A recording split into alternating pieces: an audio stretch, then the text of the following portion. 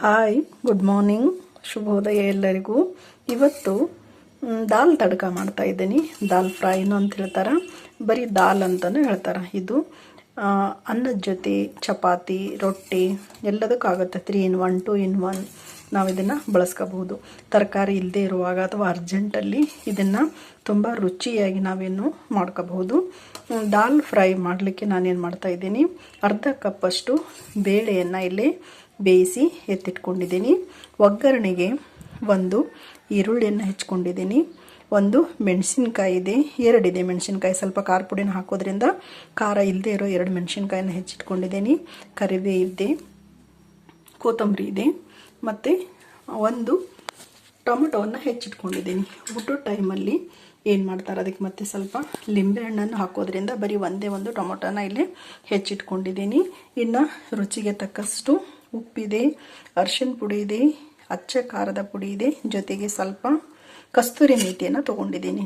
Actually ಸ್ವಲ್ಪ ಗರಂ ಮಸಾಲ ಹಾಕಿದ್ರೆ ಏನಾಗುತ್ತೆ, ಟೇಸ್ಟ್ ತುಂಬ ಚೆನ್ನಾಗಿ ಬರುತ್ತೆ.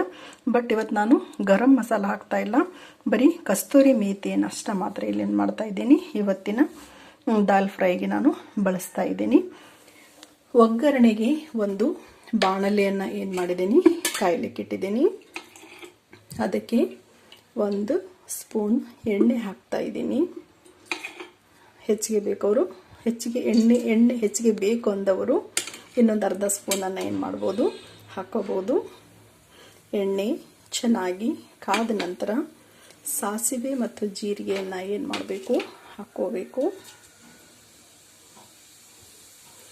ಸಾಸಿವೆ ಜೀರಿಗೆ ಎಣ್ಣೆಯಲ್ಲಿ ಚಟಪಟ ಸಿಡಿದ ಮೇಲೆ ನಾವು ಹೆಚ್ಚಿಟ್ಕೊಂಡಿರೋ ಕರಿಬೇವು,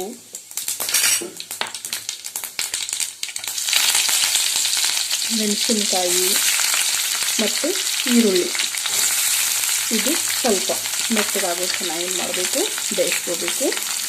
ಸ್ವಲ್ಪ ಗೋಲ್ಡನ್ ಕಲರ್ ಬಂದರೆ ಸಾಕು.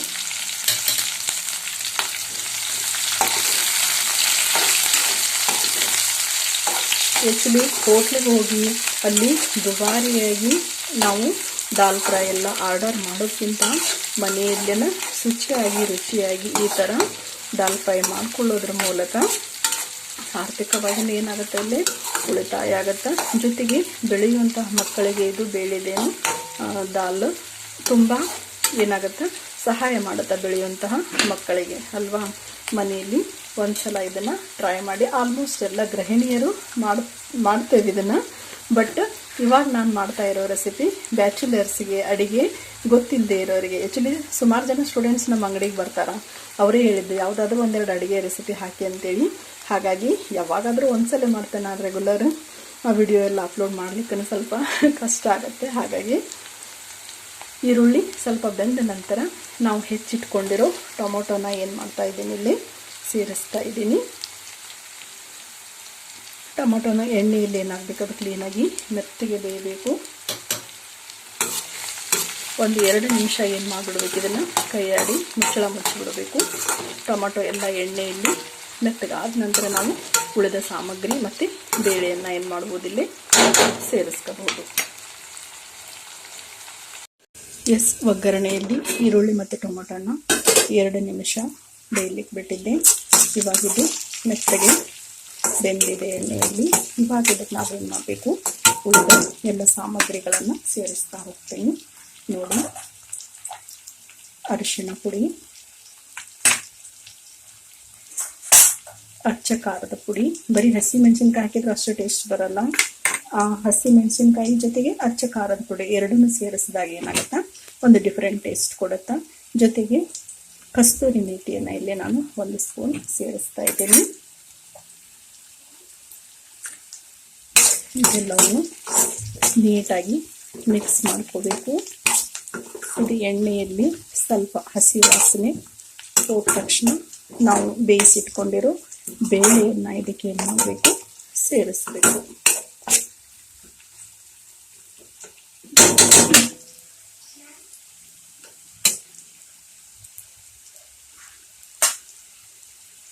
ಇವಾಗ ನಾವು ಬೇಯಿಸಿಟ್ಕೊಂಡಿರೋ ಬೇಳೆಯನ್ನು ಏನು ಮಾಡ್ತಾ ಇದ್ದೀನಿ, ಸೇರಿಸ್ತಾ ಇದ್ದೀನಿ. ನೋಡಿ, ದಾಲ್ ಫ್ರೈ ಅಂತ ಹೇಳಿದ್ರೆ ತೀರಾ ಗಟ್ಟಿನೂ ಇರಬಾರ್ದು, ತೀರಾ ತೆಳುನೂ ಇರಬಾರ್ದು, ಮೀಡಿಯಮ್ ಆಗಿ ಇದನ್ನು ನಾವೇನು ಮಾಡ್ಕೋಬೇಕು, ಅಳತೆ ನೋಡಿಬಿಟ್ಟು ನೀರನ್ನು ಮಿಕ್ಸ್ ಮಾಡ್ಕೋಬೇಕು. ಇವಾಗ ಇದಿಷ್ಟು ಕರೆಕ್ಟ್ ಇದೆ. ಲಾಸ್ಟ್ ಸ್ಟೇಜಲ್ಲಿ ನಾನೇನು ಮಾಡ್ತೀನಿ, ಹೆಚ್ಚಿಟ್ಕೊಂಡಿರೋ ಕೊತ್ತಂಬರಿ ಮತ್ತು ಉಪ್ಪು, ರುಚಿಗೆ ತಕ್ಕಷ್ಟು ಉಪ್ಪನ್ನು ಲಾಸ್ಟಿಗೆ ಸೇರಿಸ್ತೇನೆ ಒಂದು ಕುದಿ ಕುದ್ದ ಮೇಲೆ. ಎಸ್, ನಮ್ಮ ದಾಲು ಒಂದು ಕುದಿ ಬಂದಿದೆ. ಇವಾಗ ರುಚಿಗೆ ತಕ್ಕಷ್ಟು ಏನು ಮಾಡ್ತಾ ಇದ್ದೀನಿ, ಉಪ್ಪನ್ನು ಇಲ್ಲಿ ಸೇರಿಸ್ತಾ ಇದ್ದೀನಿ.